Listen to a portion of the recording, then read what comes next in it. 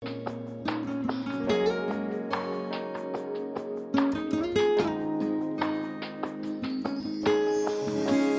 mucho tiempo yo viví en la orilla sin saber que existía la profundidad.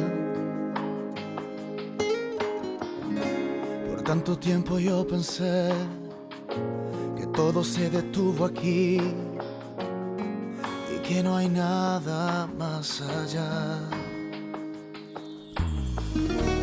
Hasta que esa voz oí que me dijo: levántate y te mostraré lo que tengo para ti. Alza tus ojos tan lejos como puedas ver.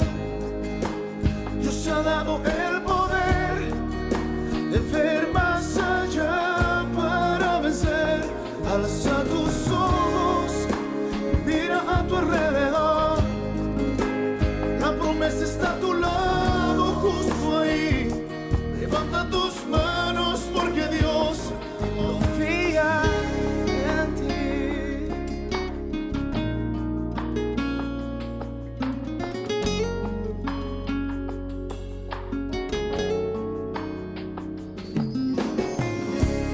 Desde entonces no es igual. Ahora sé lo que es real. No quiero volver atrás. Ahora soy un vencedor. Su promesa me alcanzó. Ahora sé a dónde ir. Desde que esa voz oí que me dijo: levántate y te mostraré lo que